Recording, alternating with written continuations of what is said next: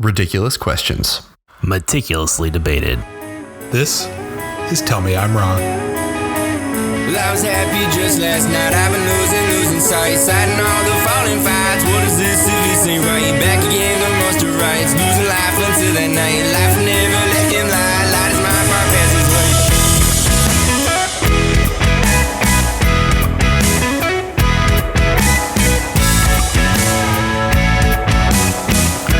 I am recording. Okay. One, two, three. That was terrible. Well, let's just get started anyways. If we just keep going, we're never going to start. That was so bad. It doesn't. That was the worst. We cannot clap right. We're not going to do anything right. This is a debate show. We can't even get on levels. Let's try it one more time. We should just start. It's not going to matter. Yeah, this is. I think you can line up the claps, Josh. This is not a big deal. That's your job. It's my job, but the clap apparently helps. At least all the YouTube tutorials told me that. All your YouTube tutorials. Well, we didn't decide whether we were clapping on 3 or after 3. We should have had that conversation ahead of time, but we probably should have had all of this problem. conversation ahead of time. This is what happens when you let 3 white guys start a podcast again. Oh, you mean every podcast? Every podcast. Honestly, the fact that we all made it to this old without starting a podcast is actually, it puts us ahead of the curve. It's a fair point. All right, Josh, intro us. Are we ready to do the intro? Yeah, we've done almost 4 minutes of nothing, so let's do this. So, my name is Josh Ballard, and I'm the moderator of Tell Me I'm Wrong. And who are you guys? My name is Ryan Story. I will be debating this week. My name's Joseph Robinson. I'll be the other debater this week on Tell Me I'm Wrong, which I won't be. And we will never call him Joseph. Yes, you can. Only Joe. You can call me Joe. That's what I signed the checks with. His given Christian name. Eventually, Casper Mattress or Squarespace will come calling. Listen, I'm pretty sure after 100 downloads, you just get a Squarespace ad. That's just how it works. Well, I figured it was a lot like registering for the draft, is you just turn like 27 and you just automatically get a Squarespace ad. So as you can tell, this is a debate show. Look, let's get right into it. I'll explain what we're doing here. So what we've done is we've gone and we've tracked down, I think you all would agree, arguably the most important questions facing our generation right now, especially given everything that's going on in the world. Well, I will say, with the subject matter that we've picked for today's podcast, we are all, well, I'm not because I have to work, but the most of us who are home right now are all experts in this said subject matter now more than ever.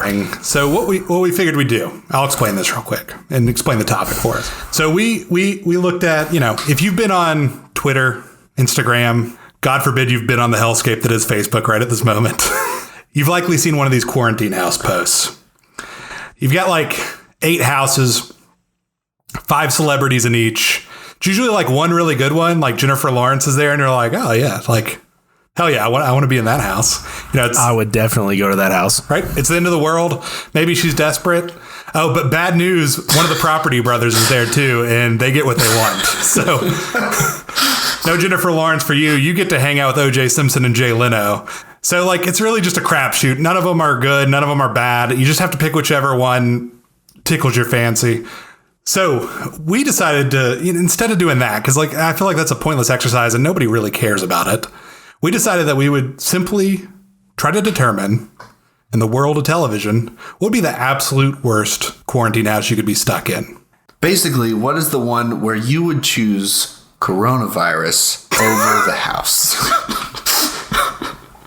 And I think we're going to get there today. So to do that, I'm going to have Joe and Ryan debate. Now, they picked 4 television stars, or characters rather, to put into their house.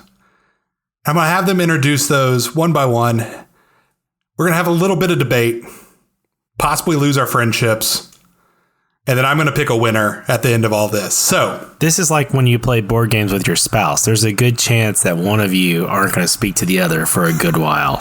So who wants to start? How are we going to, who do we want to start here? I'll start us out. I'll be the gentleman and let Joe go first. That's so sweet. Joe, why don't you kick things off here and introduce your first housemate. All right. Well, first I want to say this is the worst quarantine house, not the worst TV characters. I like the majority of the shows and a lot of these characters, but the idea of being locked in a house with these people sounds just absolutely miserable. It's kind of like your actual house where your wife does like you, but it's pretty miserable to actually live with you. She's not a fan. So my first character is by far the one that I actually hate. But that would be Phoebe Buffay from the show Friends. Now, let me preface this. I've never seen that show. I can't tell you if I've ever actually watched a full episode of that show. But my wife has watched Friends. Wait. Are we about to start this debate show with Joe telling me he's never watched one episode of the show Friends? Never. I'm a Seinfeld man, 100% through and through. Well, and I'd like to add in here Joe starting out a podcast by sharing an uninformed opinion. Kind of fitting. He's really hitting that white male, straight white male opinion that we all need in the world. We need that voice. Uninformed opinion. I'm really glad that Joe feels brave enough to talk about a show that he's never watched. I read an article about it on InfoWars. InfoWars. Is InfoWars on the Friends beat these days? Is that what they're doing? Yes. So just to preface, I've never seen this show, but my wife has watched Friends through 2 times through in our house. Now, I've watched The Office through a couple times through, Entourage through a couple times too. So I've caught a lot of episodes with her where I've sat on the couch and watched for extended periods. I've probably watched full episodes through. I just can't tell you any of them. So you're saying you've just kind of picked up on Friends through osmosis? Yes, multiple times. Okay.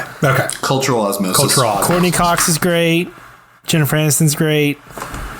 What's her name? Awful. Her voice is annoying. She seems like a total know-it-all. She tries way too hard to be funny. She's definitely like a earth person, tree hugger, vegetarian, and I can see her being very judgmental of me eating my ramen noodles and turkey sandwiches and everything else during quarantine. She seems like very new agey and superstitious, and that could get weird and really annoying. She has a super annoying voice, which I've already mentioned. Her personality just seems like it'd be hard to get along with. She sings and plays the guitar, and not like I'm going to strum a little bit, like she thinks she's great. And singing is going to be a big thing with me moving forward, you'll see. So Phoebe Buffay would be my leadoff batter in my terrible TV quarantine house. All right, well, my turn, and you're already off to a bad start because we did not plan this. I would like everyone to know. I think that's apparent. We have not seen the others list, and so this is just pure coincidence. The first character on my list is also from Friends, but as someone who has seen Friends through at least 10 times each episode, many watches, my first character is Janice Littman, the infamous "oh my god" voice. So the fact that Joe was already listing the voice of beloved Phoebe Buffay already got him beat right there, because Janice Littman, known for the voice. Is this the same woman who plays the nanny? No. This is not the same woman that plays the nanny. Janice is one of the most annoying television characters probably of all time, based mainly on the nasal voice, also on the clinginess. She is always trying to get close with Chandler, and is just it's just her personality. It's terrible. But here's the thing. In the house that I have created, she probably ends up being the best person to talk to. So look forward to the rest of the list coming up. If that's the case, that's a complete nightmare. I will add that Ryan whipping out a bit character from Friends is kind of a flex to start this thing out. Deep cut. Now, I've got all main people. I mean, look, there's nothing wrong with that, but on my scorecard, showing a little bit of knowledge, not a bad thing. Just saying. I'm just chalking that point right up on the board for Ryan. Already ahead. Here we go. Show me what you got, Joe. All right, so the rest of these people, I'll say I love every show they're on, and I've seen each of these shows at least twice through the entire season, some of them multiples. My next person would be Andrew Narddog Bernard from The Office. First off, anyone that asked me to address them as the Narddog constantly, eventually that's going to get bad. Now, if you watch The Office, you know that while he's a loving person that's endearing, you could find things you love about him, he's also miserable to be around. He sings everything. Everything. He was in a cappella group from Cornell. Have you heard of it? There's nothing wrong with that. Was also in an a cappella group. He also thinks that scat is still popular and should be done on a regular basis nowadays. Andy Bernard is what I would definitely consider a stage 5 clinger. He would never leave you alone. And then if you ever wanted space, he would make you feel bad about not wanting to be his good friend. When you're in a house with someone like that who will not leave you alone, and then if you want some personal space, makes you feel bad about it for it and you have nowhere to go, that's awful. He's a constant yes man. He cannot think for himself. He has an inferiority complex when it comes to his parents and his brothers, and he would constantly be wondering how his brother's doing better than him on quarantine. He has some anger issues. There's not enough drywall repair in the world if he gets angry. He eventually resolves those. Is this pre-anger management, Andy? Well, or I mean, he does management? resolve it, but then they come back in the last season again. He has some anger issues again. And That's true. he's just so delusional about his ability to sing. He went on America's Next Acapella Star with Sugar Ray's Mark McGrath, and he cried and went viral because of it, because they wouldn't give you a chance. Would you want to be in a house with someone who cries because they don't have a chance to sing on an acapella star with Aaron Rodgers? No. Narddog, I love you, but you're out. Well, could it be one of those cases where, like, you got Phoebe and Andy? What if they, like, get together and they just make, like, a fire mixtape? That sounds miserable, because they would each try to one-up themselves in the music. They would each try to say, I can do better than you, and it would never stop. Maybe it's like that combination when you got, like the Chicago mixed popcorn. You got cheddar, you got caramel. Very different. I don't really love cheddar popcorn. I kind of like caramel popcorn. It's sweet, but you put them together, fire. Yeah, no, not going to say it. I'm just going to go, your turn, Ryan Story. Let me add in here just a little bit, is that, like, I really think that being in quarantine together might do Phoebe and Andy good. Like, I think that they'll, two delusional people get into quarantine and, try to do something creative. I mean, that's why we started a podcast. Well, I hope it would help with their personal growth, but to be someone who's not delusional about my ability to sing and dance and play music, it would be miserable. And that's why being in the house with them would be awful. They can grow all they want on the other side of the house. Just don't come anywhere near me with that nonsense. All right. Enough of your talk. My time to counter. Funnily enough, once again, did not plan this. My second character is from The Office, but I have picked the vastly superior choice. And it is also because of some interactions that may happen in the house. And that is Dwight K. Schrute. Listen, Dwight has some qualities that may actually make him a little bit beneficial during quarantine.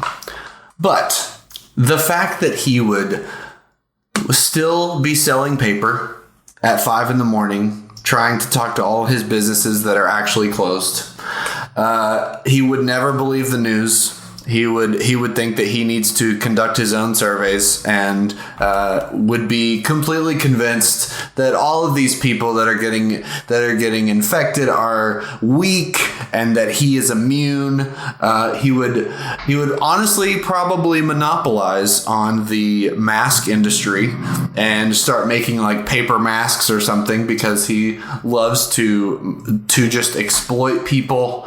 But the main thing is the interactions that Dwight and Janice would have would just be... I feel like those two are 0% going to get along. But here's the thing. I look at Dwight and Angela. It makes no sense. I feel the same would happen with Dwight and Janice. First week of quarantine, Dwight is intrigued by this. She's a slightly attractive woman. So they hook up in the first week. And then Janice becomes obsessed with trying to get Dwight to return affection. Dwight says, oh, it's just carnal. Like, I have needs and all these things, things that Dwight says. And then their hostility towards each other, the fights that they have become the only thing that you can ever hear in the house is just Janice being bitter towards Dwight. It's not a bad point. Something I will add, too, is there's no one who loves working more than Dwight Schrute, and there's no one who loves being in the office more than Dwight Schrute. So he's protesting. He is protesting, so he's not in the house. Well, he would be in the quarantine house. The problem is he's going to be infecting people. I was going to say he's gonna get the virus, and then he's going to be in the house, and then you're all going to get it, and he's still going to be the really frustrating part would be he's going to think he's immune, and then he's also going to be immune. He's going to be a carrier, and he's just going to bring it home, and he's not going to get sick, and he's just going to get everybody else in the house sick, and then he's going to call you weak. The problem also you may run into is if you're quarantined on Schrute Farms, you could never see Dwight. If we're being honest, if it's Schrute Farms, you're probably safe. Because he's going to be working on those beats. Well, he can work on the beats. And he's going to make you work on the beats. That's true. That's all right. You're doing something. That's exercise. It's also dependent on which Dwight you get. Because if you get Dwight at the end of season 9, he kind of becomes a good human being. He also plays Belschnickel and beats people with a stick, so... Oh, I would definitely quarantine with Belschnickel. But I would do that willingly. Joe watched that episode of The Office, and he was like, I just discovered something about myself that I do not like. Feelings got a rumbling in my tummy. All right. Okay, on that note, let's please get us back on track here. Please go, Ryan. I don't want to hear any more about what Joe's into during quarantine. All right, I'll go number 3. I'll go number 3. So my number 3 is a little bit of a complicated pick. It needs some background because the actual pick is not the reason that it would be the worst. It is the baggage that comes along with this pick. My choice for number 3 in the quarantine house is Ray Barone. This is from Everybody Loves Raymond. Not sure if everybody remembers. Everybody Loves Raymond. It's essentially Ray Romano playing himself. In a family. Excuse me, I'm going to have to step in here as the moderator. Ray Romano is not playing himself. He is playing Ray Barone, in fact. Ray Romano is a comedian who is surly and mopey. Ray Barone is a sports writer who is surly and mopey. But please continue. Okay. I apologize, Ray. Thank you for listening. So Ray, somebody's got to listen to this. Yeah. Number 1. His kids are obnoxious. If you ever watch that show, they're the least well-behaved kids you've ever seen. I don't really know where it comes from. The twins and the little girl, they are obnoxious right away. The kids are terrible. Are the twins coming? Number 2. No, but it's going to be a factor. I mean, he can't just neglect his children. A lot of people have during quarantine, so... Okay, you know what? I'll give you that. We'll throw the kids out. We'll go on to the next one. A lot of people have done that, too. His brother is very insecure. Constantly worried about how everybody loves Raymond and doesn't love him. So he's going to be calling 5 times a day, checking on Ray on what he's doing. He's going to do drive-bys in his cop car to make sure that he's not doing anything that he shouldn't be doing. He's going to be stopping by constantly. Number 3, his father will completely ignore all of the shelter in place. He will go to the grocery every day and he will make fun of the people that are wearing masks. He is 100% not going to stay at his house. He will end up, honestly, probably what's going to happen is Ray's brother gets assigned to make sure, as a cop, make sure his dad doesn't leave the house. Number 3, this is the real reason why I chose Ray, and it's his mom. His mother is one of the most overbearing characters on television.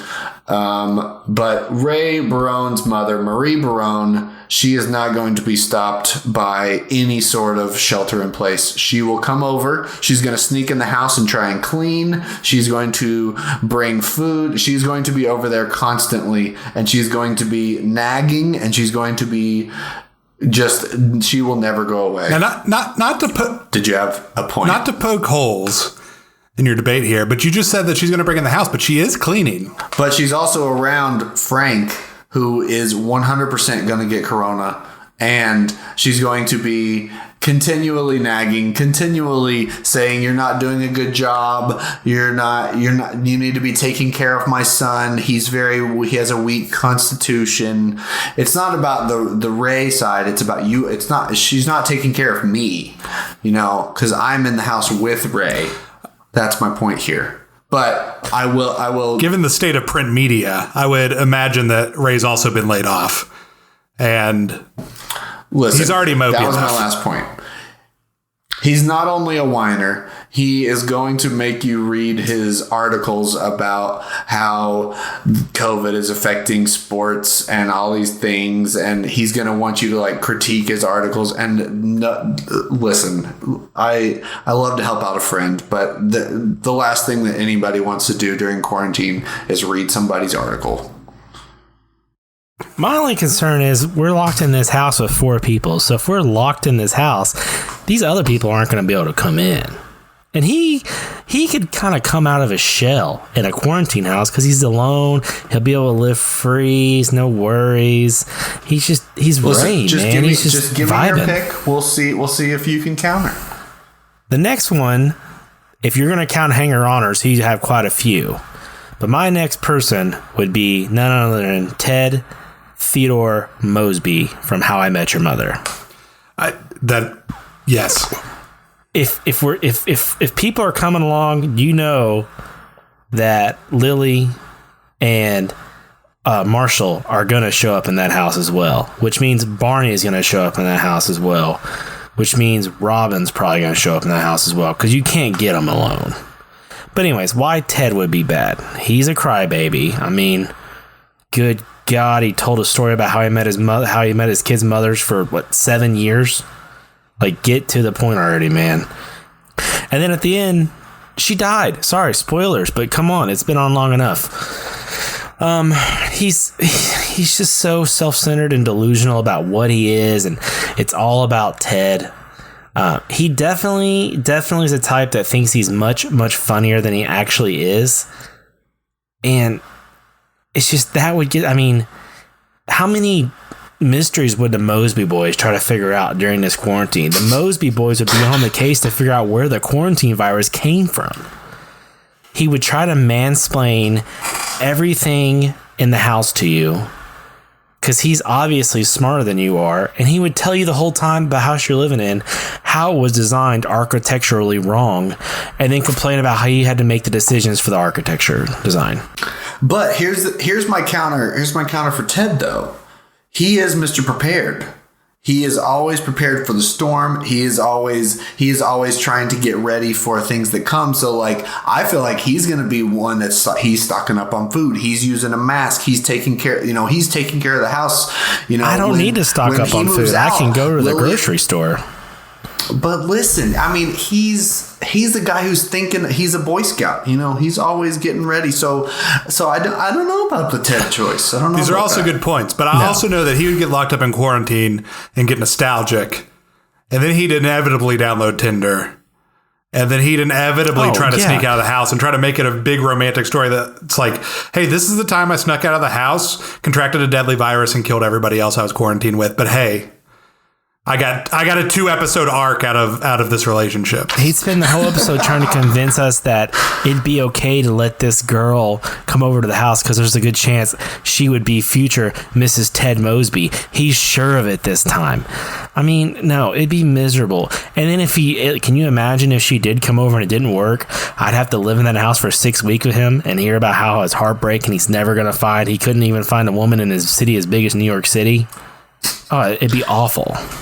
And Ted can cook. Yeah, but I mean, I can cook. That's little things. I'm thinking about everyday life living with these people, and just living with these people in everyday life would just get so old after day 3. However, I would love to see a good duet or maybe a trio because Ted is also a singer. So you got a musical house going there, and so I think you got a jam sesh on your hands. The only song I'd be playing is "Loading the Shotgun with Shotgun Shells." Yikes! All right, well, I'm gonna need to pass it over, and we're gonna go to Ryan's next one because you're making me too sad there. All right, this is the final choice. This is from probably my favorite television show, Golden of Girls. all time. This character is actually also a very lovable character, one of my favorites, but would not want to be trapped with him.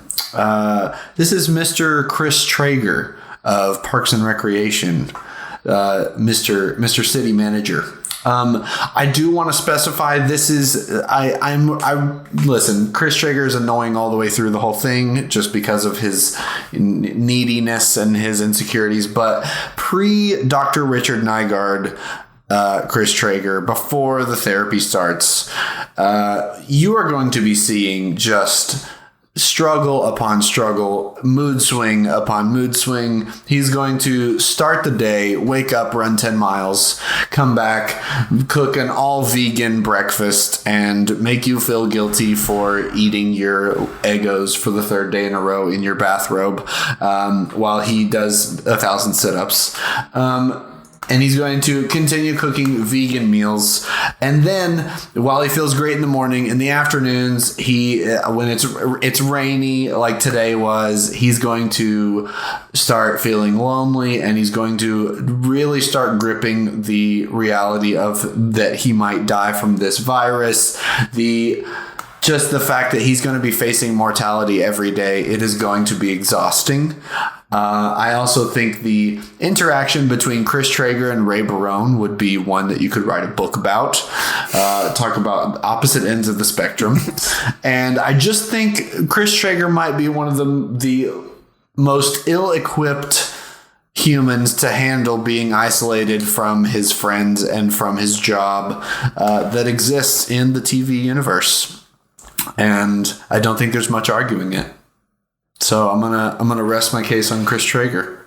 Those are good points. Now I will one thing before Chris Traeger ever gets to his existential crisis, he's gonna be in that workout mode, just kicking ass every day, making everybody feel bad. Now that's a very alpha male attitude, and we're combining that with Dwight Schrute, who is the most delusional alpha male of all time. Now. Truth. Oh yeah, Dwight would be saying that he doesn't need to run the 10 miles because he does his karate. They would probably challenge each other to a fight, and I would watch that. I'm not sure who would win. I know Chris Traeger's more fit, but Dwight Schrute is crazy, so he's got the crazy eyes. The other thing, that Dwight is for sure going to try to keep up with Chris Traeger when it comes to his fitness, which means after probably a month, you're going to have a extremely ripped Dwight Schrute in your house, which is potentially the most horrifying thing I've ever heard of. Combine that with Janice's interest in him. I mean, Joe, I think you're going to have to bring some heat here if you're going to. I mean, that's a pretty dangerous cocktail. You said one thing stood out to me in Mr. Traeger's description. You said the most ill-equipped person for a quarantine virus, and he may be ill-equipped, but I assure you, my 4th and final selection is all I can say is Tim the Toolman Taylor. Oh man. Let that sink in. You are locked in a house for 6 weeks with Tim the Toolman Taylor. I'll let that settle in, but I'm still a little uncomfortable that you grunted on my podcast. Your podcast? Our podcast, excuse me. So I am the moderator. Continue, Joe. Today. Tim Taylor would be a huge safety risk for the entire house. Not only do you have to worry about possibly contracting a serious disease that could hurt you or someone you love, but you have to worry about massive flooding in your home, explosions, electrical burns, power tools misbehaving and possibly chopping someone off, looking out the window and seeing a grown man hanging from a rope from the ceiling, blinding lights because of Christmas lights. All things that shouldn't have to cross your mind during a coronavirus outbreak. He's accident prone, which the same could be said as me. And I'm going to be honest with y'all. Tim Taylor is one of my favorite people of all time. And you can ask my wife. I'm often said that I would be Tim Taylor if I was in a TV show. I like woodworking. I like tools. I'm accident prone. I say the wrong thing all the time. I'm Tim Taylor. I just don't grunt. He would become even more bored than I would. Proof. That's true. Quickly. And he would immediately take that as a moment, as an incentive, as an invitation to give something in our home, something that's in there, more power. Which I'm gonna means be honest, the Tim Taylor choice is making me a little nervous because I feel like that's a good choice, and I'm gonna have to really bring it when we get to the closing arguments. There's a good chance we're going to lose our microwave, our dishwasher, our oven, our refrigerator, our washing machine, our dryer, our furnace, our cars. All of those may spontaneously stop working, and he has no idea why I did it. So not only could there's a chance that I'll have to be stuck at a house with this person, but I literally may become stuck because he ruins my car. I couldn't fix my food. I can't watch TV. And the other thing is, let's think about the time period that Tim Taylor was at his prominence in. We're talking late 90s, correct? What was around but not very good at the time? The internet. He bought stuff from calendars. Can you imagine if this man had access to Benford.com and could buy whatever he wanted and it was delivered to his door? Yeah, I think Tim Taylor with Amazon is going to be pretty scary. Let's take another thing in consideration. Who else is in this house? Ted Mosby, which is an architect. And they're going to be ambitious together. This is a good point. I am going to go from a 4-bedroom house to an 8-bedroom mansion with 16 bathrooms by only increasing the house by 200 square feet. I don't see the problem. So not only would I have to fear for my own personal safety, but I'd be afraid to go sit on the toilet because there's a good chance it's falling through the floor after the two of them idiots will mess with it. This is a fair point. So it goes without saying, he also has Jill, who would constantly question him, and 3 kids who are also... Jill's not there. She's not there, but she also doesn't trust him and would be constantly calling and checking up on him. He'd be upset because he couldn't talk to his neighbor Wilson, and Al's not around for him to make fun of, so he's going to pick someone else in the house. Okay. Now, I have a few important points to make here. First off, in an argument that goes against you, Joe, is that there's one man who's been practicing social distance with his friends more regularly than anybody. We're talking since the 90s. It's Tim Taylor with Wilson.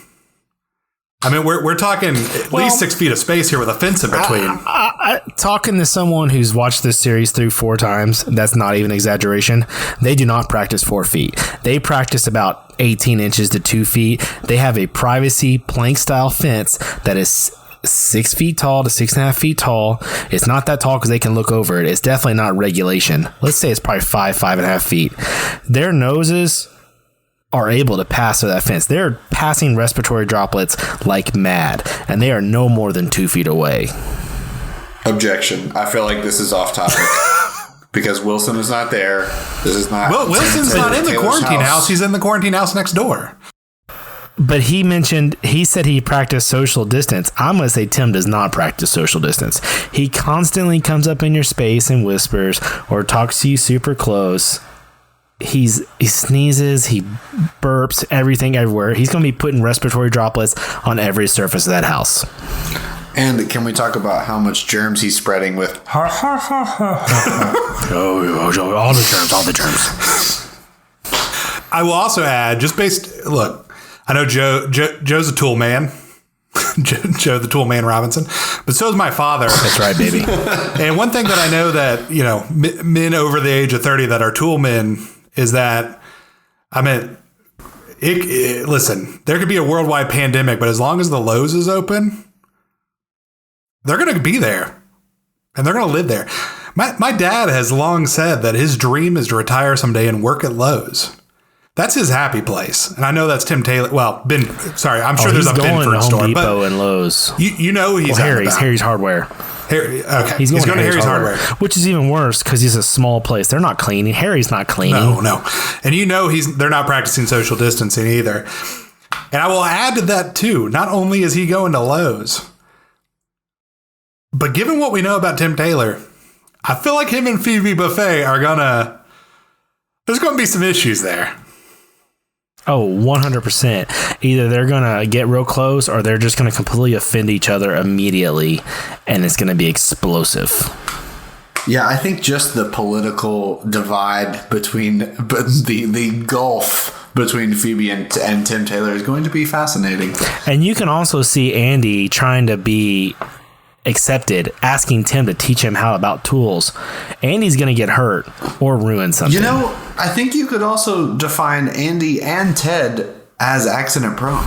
Oh yeah, I think you're looking at a house full of accidents. And you can't go to the hospital right now. But is that enough to make it the worst house? If I have to wake up daily in fear for my own life because of it, yeah, that's pretty bad. I will also add the political divide in that house is, based off what we know about the characters, is probably pretty even. So you're basically looking at having Facebook within your home. And I'd rather just walk outside and lick every service. Like I can't do it. I'm going to Kroger's and licking the carts that are outside, not inside, outside if I have to live in that house. You're going to Harry's Hardware and you're rolling around in it. Yo, yeah. Harry's not even going to put out Germ-X. He's like, you know what? This is all a government cover-up. We're fine. He probably thinks that like the hand sanitizer takes the calluses off, and they're not. They're too proud of those calluses. Yeah. That's what gives you that nice handshake. You know who else has been recorded as saying such is Dwight Schrute. He actually said in the office there should be... He did ask for another plague.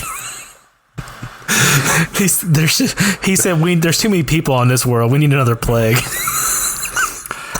My God. I forgot about that.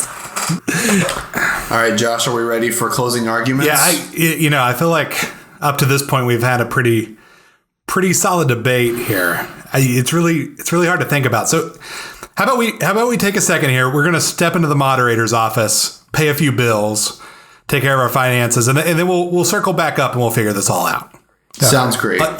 Just come this way. Come this way.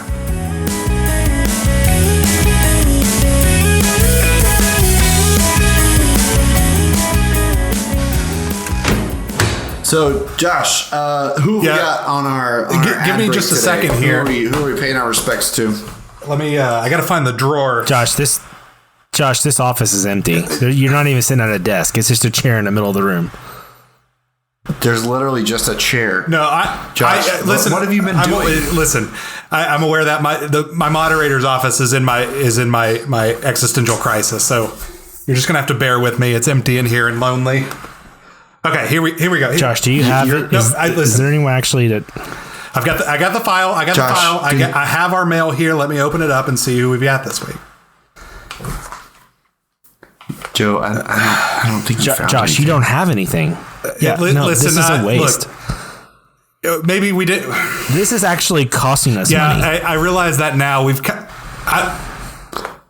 Guys, I really messed this up. You were supposed to contact 10 different advertisers. I thought you said Squarespace would do this for free. Look, we went over this. They contacted us. I know, but I can't find it. Ryan, I think it's obvious that we don't want Josh in our quarantine house because he can't come through on what he says he's going to do. No. Listen. Yeah. Josh, I think you've lost your moderating ability for at least a couple weeks. I'm going back to my desk. Hold on. Look. I didn't. It's not my fault. We're not going to stand in this office, guys. How is it not your fault? come back in here. No. Bye. No. Bye. No. Look, I called them all. I called the box mattress people. I wanted to get a bed for my guest room. They wouldn't give it to me. I called the Squarespace. I called all the website places. I called the manscapers. Josh, Is he still in that room talking to himself? Joe, we gotta take care of this next week. He's not ready for this. Yeah, I don't know what he's been doing.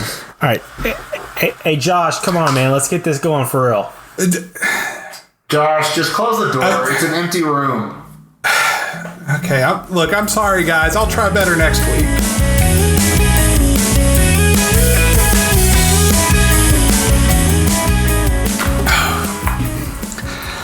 Okay. We'll just get settled back in here. All right. I'm sorry about that. Look, how about we just try and bring this home. Let's forget about what happened. Look, we'll make money later. It's not a big deal. I'm sure everybody's wives, girlfriends, they're going to be fine with this. It's fine. We just wasted money. It's all good. My wife is used to that. This is a good point. Another point for Tim the Toolman Taylor. Let's jump into our final arguments here. All right, so here's what we're gonna do, just so I can get some peace of mind, because I'm still a little torn. I'm still shaken from what happened in the moderator's office. I think I need give me your final argument for why your house will be the absolute worst. I'm gonna lay it down. We have Janice. Janice and Dwight hook up in the first week. Fights ensue. Dwight is distant from her. You have crying from Janice. We all know the sound of Janice's crying, except for Joe, because he's never watched the show. So Dwight and Janice, it's going to be unbearable. Throw in Ray Barone, who is going to be whining and complaining about the fighting, and he's going to want to talk to you about it because you're the go-between. He's like, oh, why are they still I can't do a Ray Barone at all, but that was a pretty good Ray Romano, though. Then his brother calls. Then his mother comes over. Then throw into that you have Chris Traeger. So you try and find some solace from the fighting and from the whining and from the trying to read Ray's articles, and you go in the other room and there's Chris Traeger, and he's literally just sitting there staring out the window, and he's just contemplating the fact that he's not able to go to City Hall. He's not able to fight for the people that he needs to fight for. And what's even the point anymore? Why he can't even run for charity. He can't even, do all the things that he normally does. And then he's going to make you feel bad because he's going to go for a 10-mile run and not sweat. And then Dwight Schrute is going to be making beets for dinner, along with Chris Traeger's completely vegan meals. Ray Barone is going to continue asking you questions about his article, and Janice Lippman cries in the corner. I don't see how you can get any worse than that. Good luck, Joe. I will say that sounds pretty miserable. The one hole in your argument is you can go to your room and get away from these people. You can shut the door. None of them seem like the type that'll follow you there. If you look at each and every one of my people, Phoebe would want to tell you why that it's better to be holistically use holistic medicine for the coronavirus. Andy would decide that you're his best friend. And even if he didn't come to your room and tell you you're his best friend, you're sure as hell going to hear him singing from across the house. Ted would want to come to you and tell you about a woman that didn't work and why he thinks he could have done better and could have kept going. And Tim is just going to blow a daggum hole in the wall, and you're not going to have a room, or in the chance he doesn't get to go to Home Depot or Harry's Hardware to get more wood, he's going to take your door off the hinges when you're not looking and build something out of it. If you put all these people together, you're going to have Tim building stuff that Ted designed, and Annie's going to be trying to learn about it. But he's going to sing the directions to Tim. He's going to apologize profusely when he messes up and tell him he'll build better next time. And then when he's not, he's going to run and cry about it because he doesn't know what to do. Ted is going to just relate every tool to a type of relationship that didn't work for him. And then you have Phoebe. Phoebe's going to be there the whole time. Why are you doing this? You're hurting the world. You're wasting resources. What's wrong with you? And you'll have nowhere to escape because they've ruined your home. They've ruined your room. And they're all loud as hell. The defense rests. All right, Josh. I think it's gonna come down to you. I feel like we're still pretty close, but I will say you both. It was a close debate. This is,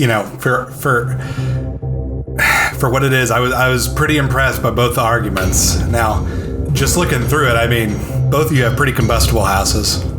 You both make good closing arguments, and it's going to be a tough one. I'm going to step into the moderator's office real quick and have a little deliberation. No. There's Josh, nothing in there. There's nothing in there. Okay. Just sit in your desk. Sit in your chair.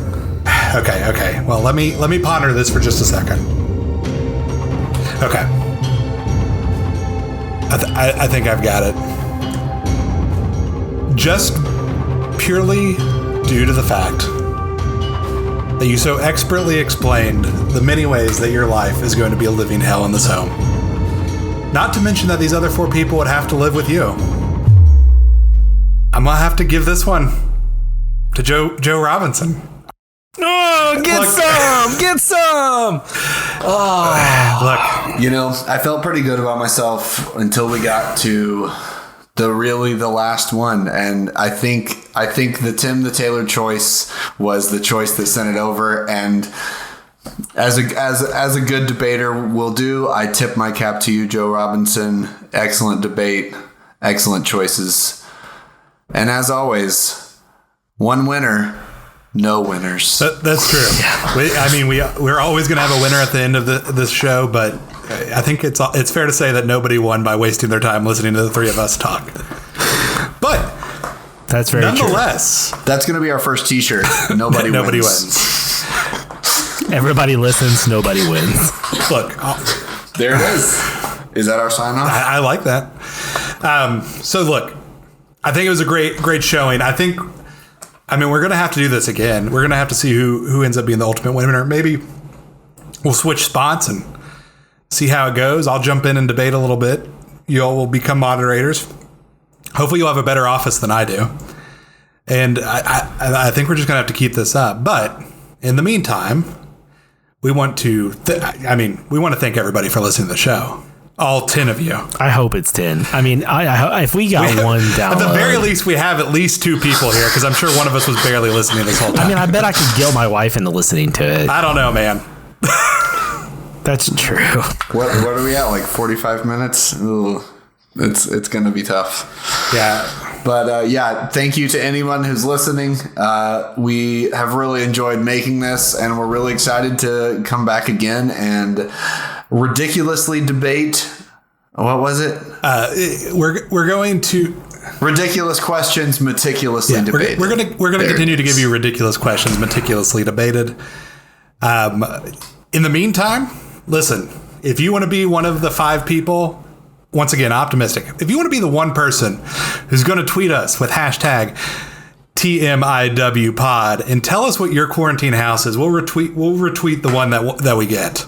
Also, if you do send that tweet out with that hashtag, there's a good chance you can get a shout out on next week's show. Yeah, considering the person who's going to tweet with that hashtag is one of us, we'll definitely give them a shout out on the podcast next time. No, I think we can get one more. Do it. If you tweet that hashtag out, we will personally give everybody your social, and we'll see if we can get you a few more followers. Come on, that's everybody wants. When you say social, you mean handle, not their social security, right? Well, yeah, no, don't give me. No, I don't want any of that. No, dark web. You just send that scary. directly to TMIWpod. We're gonna need you use hashtag TMIW. Tell us your first pet, your mother's maiden name, and your social security number. We'll shout you out next week on the podcast. Look, listen, I don't know why you all are so upset. I just solved our revenue problem with this podcast. I can't get any ads, but I'm going to steal identities. Identity theft. Exactly. So we should probably look at like LifeLock or something like that. Yeah. Listen, LifeLock, if you would like to sponsor this podcast to prevent us from stealing people's identities, please send us some mail. We'll read it on the air. I would love that. The grift is just beginning. In all seriousness, we are excited to get this going, and follow us at TMIW Pod at all of the social medias. We really appreciate you all listening. It's really cool you are doing that. Feel free to reach out with us, especially if you have any ideas of topics you really don't care to hear anything about, but want to hear us talk for 30 to 40 minutes about it. Let us know. Like, we're open to new things. If you have some that you think would be the absolutely stupid people talked about, there's a good chance we could figure it out. So hit us up, let us know, and we're excited to do some more of these. Well, listen, as we've said, guys, this has been an absolute blast. Before we get out of here, we obviously want to thank Isle of 8 for letting us use their song Jean Jacket as our theme song and theme music for Tell Me I'm Wrong. Absolutely great song. Go check it out on Apple Music, Spotify, or wherever you get your good tunes. It absolutely slaps. And we'll be back next time. We're really looking forward to this. But as we're always going to say, somebody's going to win the debate. But we're all losers. See you next time. Later, losers.